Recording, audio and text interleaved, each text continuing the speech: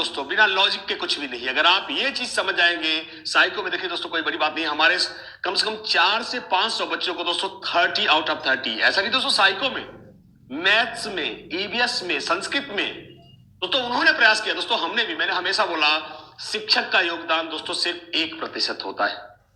I let's go, I question number next. पियाजे के दोस्तों एकदम लाइन बाय लाइन मैच करेगा। देखिए, पियाजे के संज्ञानात्मक विकास के चरणों के अनुसार इंद्रिय कामक संवेदी प्रेरक अवस्था किसके साथ संबंधित है? ऑप्शन ए अनुकरण, स्मृति और मानसिक निरूपण, तार्किक रूप से समस्या समाधान की योग्यता, विकल्पों के निर्वचन और विश्लेषण करने की योग्यता, सामाजिक मुद्दों से सरोकार। आइए दोस्तों शुरू करते हैं।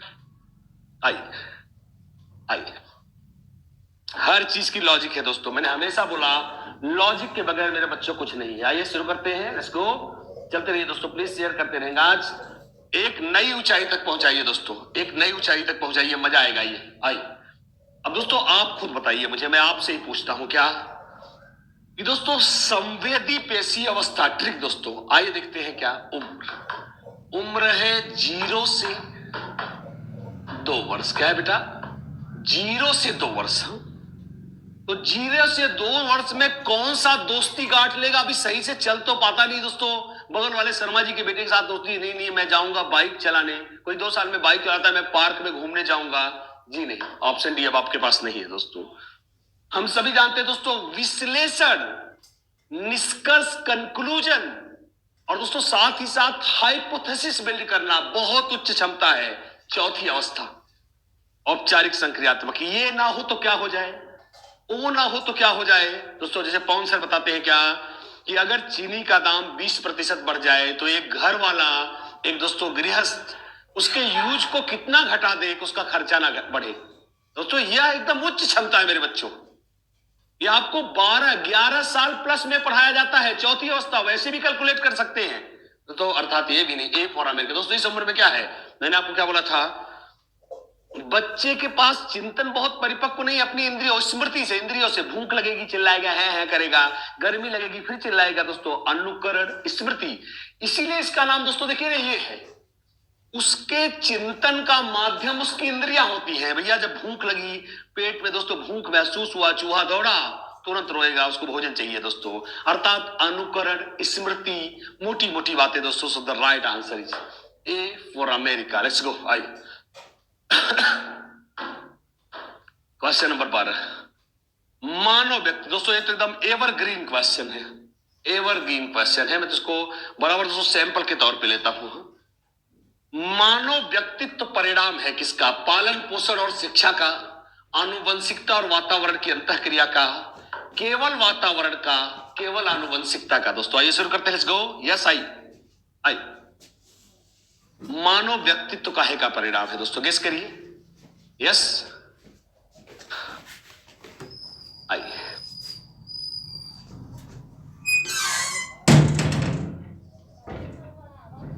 देखिए दोस्तों सिंपल सी बात है, मैं सिंपल ही समझता हूं दोस्तों, सीधा सीधा कैलकुलेशन करते हैं दोस्तों।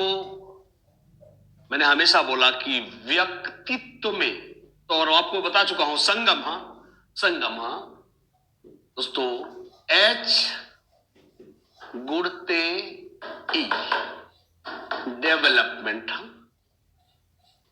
डेवलपमेंट, विकास बराबर है वंशानुक्रम गुणे वातावरण। दोस्तों गुणा ध्यान रखेंगे, न कि क्या योग, क्योंकि हमें नहीं पता है इनका परसेंटेज कितना है। भले दोस्तों आप कहो कि 99% है वंशानुक्रम, 1% है वातावरण, चाहे उलट लो, 99% है वातावरण, 1% है वंशानुक्रम। और बेटा महत्व में दोनों बराबर है, इसलिए अंक एक एक देंगे। 1 गुणते 1 बराबर 1, टोटल वैल्यू एक यूनिट। अर्थात दोस्तों सिंपल सी बात है कि अगर किसी की भूरी आंखें, नीली आंखें, काली आंखें किसी के व्यक्तित्व की सुंदरता में शामिल हैं तो भैया यह तो वंशानुक्रम से आएगा, आप समझ गए हो। पर किसी की खूबसूरत ड्रेसिंग, मेरी तरह से तो बिल्कुल कबाड़ी ड्रेस वाला ना हो, बढ़िया अच्छा खासा पहनता हो, किसी की खूबसूरत ड्रेसिंग तो भैया ये वातावरण से आएगा। अर्थात दोस्तों व्यक्तित्व मैंने वैसे भी बोला दोस्तों, विकास का कोई भी पक्ष आप उठा के देख लो, यस दोस्तों, संगम सीधा सीधा जानिए कि विकास को याद कर लीजिए कि ऐसा कोई ऑप्शन का चयन अगर कर रहे हैं अकेले, एक बार कैलकुलेट कर लीजिए दोस्तों। जैसे लिंग निर्धारण, बेटा पैदा होगा, बेटी पैदा होगी, यह पूरी तरह से वंशानुक्रम है दोस्तों। आंखों का रंग, हीमोफीलिया, कलर ब्लाइंडनेस। और दोस्तों जब बात सामाजिक गुणों की आए दोस्तों, तो दोनों का प्रभाव होगा, या वातावरण में रहन सहन दोस्तों। So the right answer is guys B for Bombay दोस्तों, बिल्कुल सही। आइए आगे चलते हैं। क्वेश्चन नंबर 13 दोस्तों, शिक्षण अधिगम प्रक्रिया में व्यक्तिगत, देखिए दोस्तों, व्यक्तिगत विभिन्नता, देखिए दोस्तों, अब फिर से वही बात है, व्यक्तिगत रूप से दोस्तों हमारा ट्रिक क्या है, अंतरों का सम्मान। ट्रिक को दोस्तों एक बार फिर से देखिए, नहीं बोलेगा आप सर ने पर्टिकुलर एक क्वेश्चन में ही दिखाया, सेम फिर से ट्राई मारिए। शिक्षण अधिगम प्रक्रिया में एक एक विद्यार्थी पे ध्यान देना जरूरी है, क्योंकि विद्यार्थी हमेशा समूहों में ही बेहतर सीखते हैं। आइए, शिक्षक प्रशिक्षण कार्यक्रमों में ऐसा ही बताया गया है। इससे प्रत्येक विद्यार्थी को अनुशासित करने के लिए शिक्षक लाठी मारने के लिए बढ़िया मौका पा जाएगा। सबको कमरे में अकेले अकेले बुलाएगा, भाई 2 घंटे तुम पढ़ोगे, मैं लाठी लेके बैठूं, क्या पता तुम लोग मुझे समूह में पीटने आ जाओ। आइए, बच्चों की विकास दर भिन्न होती है, वह भिन्न तरीकों से सीखते हैं दोस्तों। सेम देख लीजिए, आप खुद कर लीजिए। अगर नहीं ट्रिक काम करता दोस्तों, एक बार अगर आपको एक ट्रिक अच्छी लगी हो तो एक बार तालियां बजाएं दोस्तों। मैं चाहूंगा इस ट्रिक के लिए दोस्तों 2 लाइनें जरूर लिखें, और प्लीज अपना एप्रिसिएशन दोस्तों एक बार स्माइल के साथ and with your raising your thumbs. आप दोस्तों देखिए, पूरा 100% ट्रिक काम करती है। वही ऑप्शन मेरे बच्चों आपका उत्तर है, जिसमें अंतरों का क्या किया गया हो, सम्मान। और आप देख सकते हैं दोस्तों, अगर आप बोलते हाँ सर आपकी ट्रिक काम नहीं करती, it works and it always works, ये हमेशा काम करती है दोस्तों। So the right answer is guys, I hope you understand what is the right answer. सही उत्तर है मेरे बच्चों, बिल्कुल सही। Starting getting your yes, raise thumbs, yes it works. वही ऑप्शन आपका उत्तर होगा जिसमें अंतरों का सम्मान किया गया हो। तो thank you guys, thanks for your compliments. D for Denmark is the right answer, क्योंकि इसमें दोस्तों अंतरों का क्या किया गया है, इसमें अंतरों का सम्मान किया गया। Thank you guys, thanks for your compliment, thank you. आइए दोस्तों शुरू करते हैं। मेरे बच्चों, मैं हमेशा आपके कॉम्प्लीमेंट्स बहुत मायने रखते हैं दोस्तों। It works like a power booster for a teacher दोस्तों। लेट्स गो, आइए चलते शुरू करते हैं। क्वेश्चन नंबर डी, आइए दोस्तों नेक्स्ट। निम्न में से कौन सी समस्या समाधान की वैज्ञानिक पद्धति का पहला चरण है दोस्तों?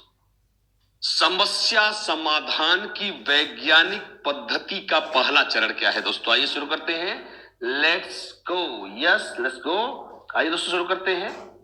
समस्या समाधान की वैज्ञानिक पद्धति का पहला चरण क्या है दोस्तों? पहला देखते हैं दोस्तों, प्राकल्पना का परीक्षण करना, समस्या के प्रति जागरूकता, प्रासंगिक जानकारी को एकत्र करना, प्राकल्पना का निर्माण करना दोस्तों। आइए शुरू करते हैं, लेट्स गो। आई आज पुष्पा दीदी नहीं आएगी। बेबी, ये मैं कर लेता हूँ। तो फिर मैं ड्रीम 11 पे टीम बना लेती हूँ। India versus Australia. Dream 11. Make your team now.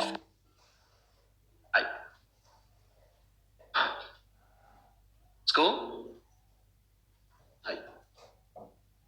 देखिए दोस्तों, जनरली हम 6 चरण मानते हैं दोस्तों इसकी, और आज दोस्तों going to tell you something. Thank you guys, काम करता है दोस्तों। और हाँ, एक बात और दोस्तों, समस्या समाधान की विधि के चरण दोस्तों बहुत आते हैं, बहुत चरण आते हैं। इसमें 2 बातें बहुत आती हैं जो मैंने आपको बताया था। एक तो समस्या मौलिक हो सकती है, सब पढ़ा है दोस्तों, प्राकृतिक हो सकती है।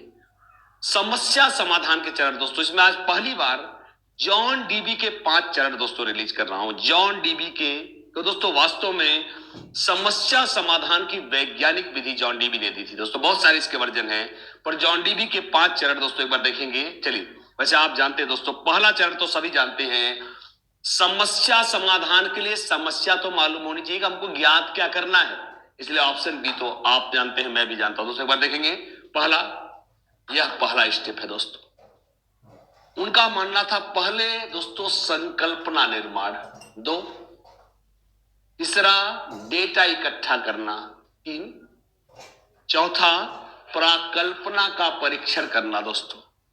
और 5वां, आइए दोस्तों, परीक्षण करना और दोस्तों निष्कर्ष और उपयोग। दोस्तों आप चाहें तो यह चरण भी मैं चाहूंगा आप लिख लें।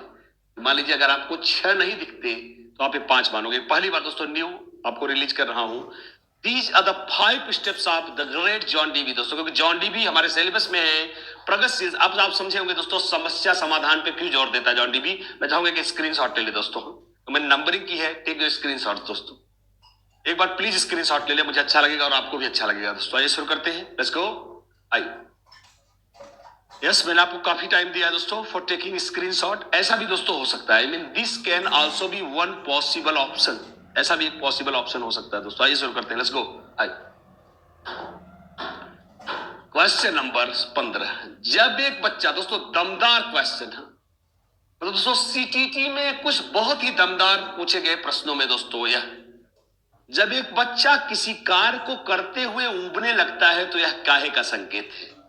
संभवतः कार्य यांत्रिक रूप से बार बार हो रहा है, बच्चा बुद्धिमान नहीं है, बच्चे में सीखने की योग्यता नहीं है, बच्चे में अनुशासित करने की जरूरत नहीं है दोस्तों। सेम बात दोस्तों, वैयक्तिक विभिन्नता, या दोस्तों कहने का अर्थ क्या है? विभिन्नता। मैं एक और ट्रिक जारी कर रहा हूं दोस्तों ऐसे प्रश्नों में, विभिन्नता। दोस्तों कहते हैं कि भैया मान लीजिए दोस्तों कोई कभी कभी दोस्तों कोई भी सब्जेक्ट आपको बहुत पसंद है, मान लीजिए आपको हिंदी पसंद है, आपको आदरणीय पवन सर की मैथ्स पसंद है, या दोस्तों साइकोलॉजी पसंद है, ईवीएस पसंद है आशीष सर के नेतृत्व में। दोस्तों अगर आप 24 घंटे मैथ्स पढ़ लोगे, 24 घंटे साइको पढ़ लोगे दोस्तों, उसके बाद दोस्तों एक ऐसा वक्त आएगा कि आपको दिखाई तक नहीं देगा और आप दोस्तों को हटाओ इस किताब को मेरे सामने से, हटाओ मेरी आंखों के सामने से, वरना मैं किताब फाड़ डालूंगा। इवन ऐसा भी आप कह सकते हैं सनक कर। दोस्तों कहने का मतलब यह है कि किसी कार्य को कुछ समय करने बाद, विभिन्नता शब्द मैंने क्यों पास किया, कुछ समय बाद विषय वस्तु को। दोस्तों जरा सोचिए, यूनिवर्सिटी के जो सिलेबस बनते हैं उसमें मनोविज्ञान का बहुत बड़ा हाथ रहता है दोस्तों। तो आप जानते हैं यूनिवर्सिटीज में यूजीसी इत्यादि के पास बहुत बड़े बड़े एक्सपर्ट हैं दोस्तों साइकोलॉजी के, पूरी की पूरी एनसीईआरटी उनके पास है, पूरा का पूरा यूजीसी ग्रांट्स कमीशन की टीम है दोस्तों। अर्थात एक बात तो साफ है कि कुछ समय बाद बच्चा एक विषय से ऊब जाता है, इसलिए हिंदी आती है, संस्कृत आती है, गणित आता है, विज्ञान आता है। ए for America is the right answer. मुझे यकीन है दोस्तों सारे लोग समझ रहे हैं, कुछ समय बाद ऊबना लाजमी है गाइज। आइए दोस्तों अब आप बताइए, आप 24 घंटे बाद अगर लगा नहीं पा रहे हो तो क्या आप बुद्धिमान नहीं है? अर्थात ऑप्शन बी पर देखेंगे नहीं है। बच्चे में सीखने की, देखिए दोस्तों क्या ऑप्शन है, सीटीटी को सैल्यूट करना चाहिए, बहुत साफ सुथरे ऑप्शन। भैया बच्चे में सीखने की योग्यता है पर नीट के मारे गिरा जा रहा है। बच्चे को अनुशासित करने की जरूरत है। भैया अनुशासित क्या कोई अपराधी है, गोली मारना है, कट्टा सटाना है? नहीं। डी फॉर डेनमार्क भी गलत है दोस्तों। The right answer is a, बच्चा बच्चा है दोस्तों। आइए शुरू करते हैं। निम्न में से कौन सा लक्षण अंतर्मुखी व्यक्तित्व का नहीं है?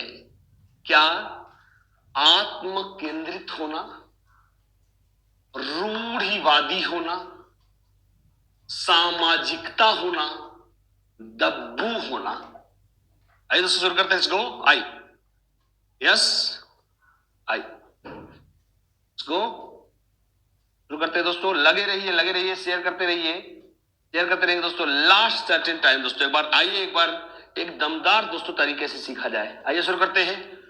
आइए दोस्तों, अंतर्मुखी जो एकांत में रहे, अंतर्मुखी का अर्थ है दोस्तों सेल्फ सेंटर्ड। अगर दोस्तों नॉर्मली इसे समझना चाहते हैं दोस्तों तो समझिए जो अपना ही मुख देखता हो वो अंतर्मुखी है दोस्तों, सिर्फ अपने आप से मतलब रखता हो। सिंपल सी बात है। ऐसा आदमी दोस्तों आत्म केंद्रित होगा, बिल्कुल होगा, तो यह अंतर्मुखी की निशानी है, इसलिए यह हमारा उत्तर नहीं है दोस्तों। रूढ़िवादी दोस्तों, यह आदमी बिल्कुल इसकी अपनी रूढ़ियां हैं दोस्तों, अपनी कुछ दोस्तों कुछ इसके अंधविश्वास होंगे दोस्तों। बहुत लोग बहुत सारे, अरे भाई सोमवार को मैं दाढ़ी नहीं बनाता, फला को ढेका नहीं करता, ये अपने निजी विचार है दोस्तों। रूढ़िवाद बिल्कुल आत्म केंद्रित। दब्बू, अरे भैया उसी घर में कुछ एकदम झगड़ा करने को लालायित होते हैं कुछ लोग दोस्तों, डरते रहते रही आज झगड़ा हो जाएगा। दब्बू शर्म के मारे, झिझक के मारे नहीं बोलता दोस्तों। सामाजिकता दोस्तों बहिर्मुखी प्रवृत्ति है। सामाजिकता के लिए आपको घर से बाहर निकालना पड़ेगा, 4 लोगों से मिलना पड़ेगा दोस्तों, विचारों का आदान प्रदान करना पड़ेगा। So the right answer is guys C for Chennai. Let's go. आइए दोस्तों अगले क्वेश्चन पे चलते हैं। Question number 17। निम्न में से कौन सी विधि प्राथमिक स्तर पर शिक्षण के लिए उपलब्ध नहीं है दोस्तों? आइए दोस्तों, निम्न में से कौन सी विधि प्राथमिक स्तर पर शिक्षण के लिए उपलब्ध नहीं है दोस्तों? सिंपल सी बात क्या है? तो एक लाइन दोस्तों जिसमें खेल विधि भी आ जाए, जिसमें शिक्षण विधि भी आ जाए, सारी विधि आ जाए दोस्तों। इसलिए एक दोस्तों टिप और, एक बार टिप और रिलीज की जाए दोस्तों। आइए शुरू करते हैं। एक टिप और रिलीज की जाए। आइए, मैं जानता हूं मेरे बच्चों, समस्या समाधान विधि, गतिविधि उपागम, व्याख्यान विधि, प्रोजेक्ट विधि दोस्तों देखेंगे। आइए दोस्तों, गाइस सिंपल समझिए, एक ट्रिक समझिए दोस्तों। गतिविधि आधारित, पहली बात तो आपकी कोशिश होनी चाहिए कि आप करके सिखाएं। दूसरी बात, निचली कक्षाओं में, प्राथमिक कक्षाओं में अमूर्त चिंतन नहीं होता। कैसा होना चाहिए? मूर्त। अब बेटा कक्षा 2 के बच्चों को बोलोगे बेटा माना तुम बाजार गए हो, अरे सर मैं तो घर क्लास में बैठा हूं सर, मैं कहां बाजार गया हूं। दोस्तों कक्षा 2 में कोई अज्यूम नहीं करता, कोई अज्यूम थोड़ी करेगा। हाँ सर बोलिए सर, आगे चलिए सर। हाँ मान लिया कि मैं बाजार गया हूं, कहेगा सर मैं तो क्लास में सर आपके पास बैठा हूं, मैं बाजार कहां गया हूं। दोस्तों अज्यूम नहीं कर पाएगा दोस्तों। समस्या समाधान बिल्कुल आएगा, अर्थात यह सही है, इसलिए हमारा उत्तर नहीं है दोस्तों। गतिविधि करके सीखना बहुत ही झक्कास है दोस्तों, बिल्कुल सही, इसलिए भी उत्तर नहीं। प्रोजेक्ट दोस्तों, प्रोजेक्ट में कोई जरूरी नहीं साइंस का ही प्रोजेक्ट। छोटे बेटा बेटा एक काम करो, अपने आसपास के पौधों की पत्तियां बेटा इकट्ठा करो, यह भी प्रोजेक्ट ही है। निचले स्तर पे भी दे सकते हैं, अर्थात यह सही था, यह भी हमारा उत्तर है दोस्तों। मैंने आपको पहले बोला था लेक्चर देना दोस्तों, कुछ बातों के प्रति जान लीजिए। लेक्चर देना, मौखिक रटवाना, स्मरण करवाना, पुनर्स्मरण करवाना, रट्टा मरवाना, व्याख्यान देना दोस्तों, यह सब निगेटिव है। So the right answer is guys C बचे नहीं। लेक्चर मेथड नहीं चलेगा दोस्तों प्राथमिक स्तर पर। आइए शुरू करते हैं। Question number 18। आइए, निम्न में से किसे व्यक्तित्व की नैतिक भुजा कहेंगे दोस्तों? क्या क्वेश्चन, एक बार देखेंगे दोस्तों। किसे, मैं दोस्तों अपने कई बच्चों को दोस्तों टेट में अभी पढ़ाया है दोस्तों, फ्राइड कई बैचेज में पढ़ा रहा हूं इस समय दोस्तों। मैं जानना चाहूंगा निम्नलिखित में से किसे व्यक्तित्व की नैतिक भुजा कहेंगे दोस्तों? नैतिकता वाली भुजा कौन सी होगी? ऑप्शन ए अचेतन या इदम, ईगो या चेतन, आत्मन, या पराहम सुपर ईगो, या ईड तथा सुपर ईगो दोस्तों। और बड़ी अच्छी बात है कि आज मेरे पास बहुत अच्छा मौका है दोस्तों। राक्षस, वास्तविकता,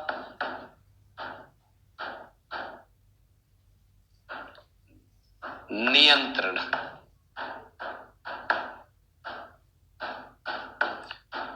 मारकाट, काम वासना, अतृप्त इच्छा, सुखवादी। क्या? सुखवादी।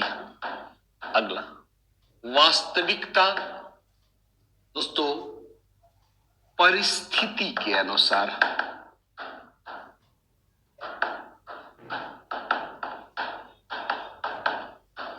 नियंत्रण,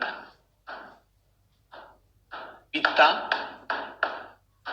धर्म, नैतिकता, संस्कार, पुलिस, न्यायालय दोस्तों।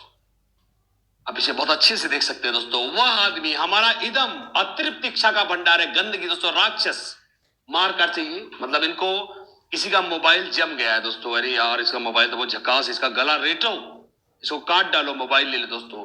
मतलब ये तुरंत, इसको तुरंत, इनके पास पैसा नहीं, इनको तुरंत इच्छा की पूर्ति होनी चाहिए। तो दोस्तों मार काट। और दोस्तों अगला काम वासना। और दोस्तों अगर पूरा नहीं हो पाया तो एक और ऑप्शन दिया है, यह कैसी इच्छा का भंडार है? अतृप्त इच्छा। पर दोस्तों यहाँ पे अब दोस्तों ये पहुंचे हैं मोबाइल चुराने। रास्ते में एक आदमी मिला जो रियलिटी में जीता है दोस्तों। कौन? हमारा दोस्तों ईगो। क्या? कि भाई गलत बात है, तेरे पॉकेट पैसे नहीं तो तू निकम्मा है, 1 रुपए का काम तो करता नहीं, मोबाइल क्यों चुरा रहा है उसका। तो डांप के देखिए दोस्तों, इसने समझाया, बेचारा मध्यस्थ है, समझा रहा है, भाई जा जा वापस जा वापस जा, चोरी नहीं करना चोरी नहीं करना। दोस्तों क्या लॉजिक है महान सिगमंड फ्रॉइड की। अगर ये बैठ गया फिर से क्या बन गया दोस्तों देखिए, अगर उसका कहा इसने मान लिया तो फिर से अतिरिक्त इच्छा बन गया। और दोस्तों उसने कहा था कि राक्षस है कितने परसेंट, 90%। और यह बेचारा अच्छा आदमी रियलिटी कितने परसेंट है, 10%। कब तक दाबेगा ये इसको, कब तक दाबेगा मेरे बच्चों। एक दिन यह 90% क्रॉस कर देता है किसको, इसको 10 वाले को। दोस्तों यहां एक आदमी लाठी लेके खड़ा है दोस्तों, नियंत्रक शक्ति। पढ़ा हमको दोस्तों, मैं एक शब्द में कहूंगा, हमारा बाप, असली सेंस में भी और अलंकारिक सेंस में। दोस्तों हमारा बाप, जैसे फिल्म में कहते नहीं मैं तुम्हारा बाप हूं, तो दोस्तों वह हर चीज जो हमको डरा के हमारे इस राक्षस को पीछे भेजेगी, या दोस्तों क्या होगी, हमारी पराहम होगी। क्या, अब दोस्तों इन्होंने इसका विकेट गिरा दिया है, इसका विकेट गिरा दिया बेचारे का। अभी पहुंच गया इसके पास दोस्तों, यह अंतिम शक्ति है जो तुमको लठिया के वापस भेजेगी। दोस्तों आए दोस्तों चोरी करने। पापा दोस्तों हमेशा बताया ना, मम्मी को बेवकूफ बनाना आसान है। पापा भाग यहां से, कहां जा रहे हैं। दोस्तों चश्मा उस्मा लगा के निकले हैं। मम्मी पूछे कहां जा रहे हैं बेटा, अरे मम्मी आज बहुत कांच है, जा बेटा। मम्मी बेचारी दयालु, अब बैठ चल चश्मा उतार। अरे क्या कपड़ा पहन रखा है, बाल कैसे कर रखे। चुप्पी दोस्तों वापस आए। इसलिए दोस्तों वह नियंत्रण जो हमें गलत काम से, दोस्तों मैंने बोला मंदिर में तो लोग दोस्तों गांजा पी जाए, ऐसे से लोग हैं। और दोस्तों धर्म, नैतिकता, अच्छाई, संस्कार, यही दोस्तों हमारी नैतिक शक्ति है। और दोस्तों जरा सोचिए, आज इसका एंड भी सुन ले दोस्तों। अब दोस्तों इसको पीट कर अगर फिर वापस भेज दिया तो क्या लॉजिक है, फिर से क्या बन गया। देखिए दोस्तों, ये आ रहा था मर्डर करने, पापा ने, पुलिस ने, धर्म ने, न्यायालय, दोस्तों ये सब भगा दिया, भाग यहां से पीछे। फिर से कैसी इच्छा बन गया, अतिरिक्त इच्छा। और दोस्तों जरा सोचिए, आज आपको पता चलेगा कैसे बलात्कारी जन्म लेता है, कैसे अपराधी स्मगलर जन्म लेता है। पर जरा सोचिए दोस्तों, अगर इसने इसका विकेट गिरा दिया तो क्या होगा। अब देखिए दोस्तों, विकेट कौन गिरा रहा है, मार काट, काम वासना, अतिरिक्त इच्छा। और थोड़ा ये भी देखिए, विकेट गिर किसका रहा है, पिता का, धर्म का, नैतिकता का। तो भैया आसाराम बापू ही तो पैदा होगा, हत्यारा ही तो पैदा होगा, स्मगलर ही तो पैदा होगा। क्योंकि जीत हार गया कौन, और दोस्तों जीत कौन गया, राक्षस। इसलिए दोस्तों महान फ्रॉइड ने कहा कि अगर अपनी जिंदगी में शांति चाहते हो तो तुम्हारा यह राक्षस ईट और लाठी मारने वाला सुपर इगो, ये दोनों माने रियलिटी वाले का, वास्तविकता में को रोकता है। भैया गलती मत करो, इसको भी रोकता है, भाई इसको छोटी छोटी बात में मत मारो वरना एक दिन अपराधी बन जाएगा। यह दोस्तों क्या है, मध्यस्थ। तो आप समझ गए होंगे, the right answer is guys Chennai. Let's गो। एक बार स्क्रीनशॉट ले सकते हैं दोस्तों, आगे चला जाएगा। Let's go. यस आइए गाइस, यस थैंक यू। आइए दोस्तों शुरुआत करते हैं, आपके आंसर बिल्कुल देखे जा सकते हैं। Let's go. यस चाहे तो आप स्क्रीनशॉट ले सकते हैं दोस्तों।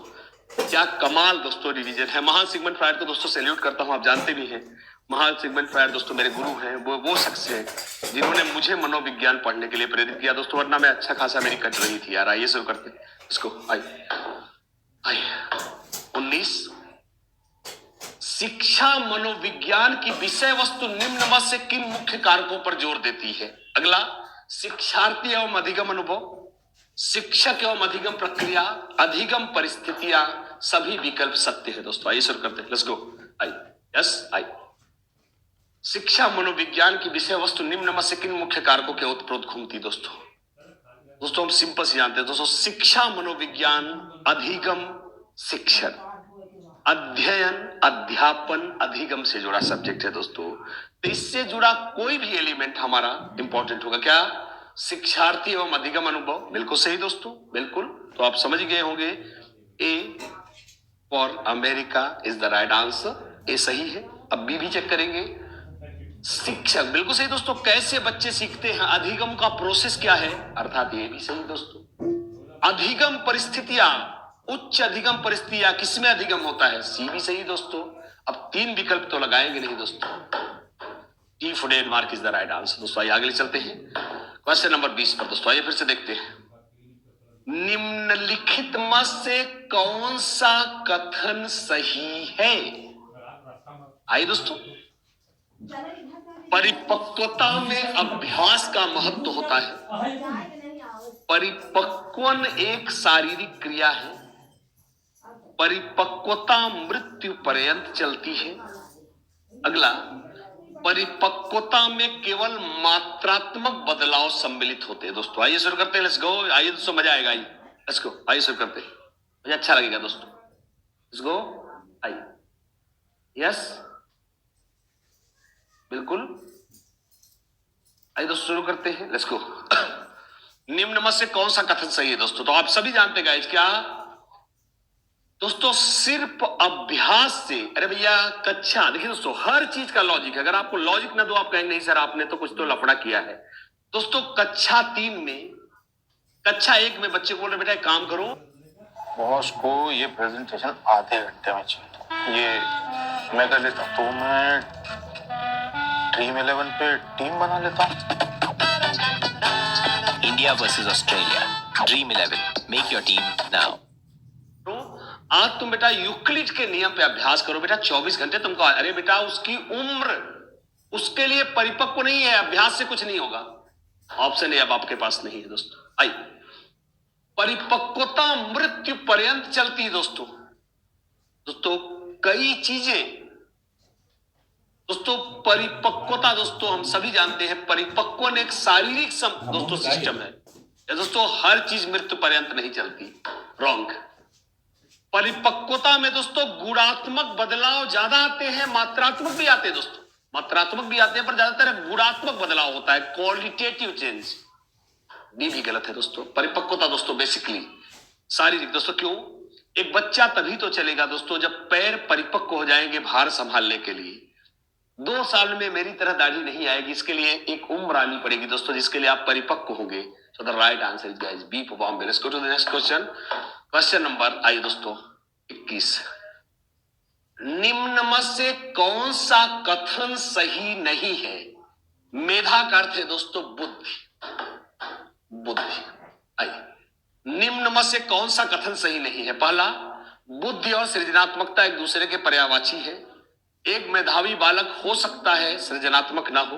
आइए दोस्तों, एक सृजनात्मक बालक ऊंचे दर्जे का मेधावी हो सकता है, सृजनात्मकता का पोषण किया जाता है दोस्तों। आइए, ऐसे दोस्तों आप देखते ही उत्तर समझ गए होंगे, और मैं जानता हूं मेरे बच्चों आप हमेशा से आप मेहनती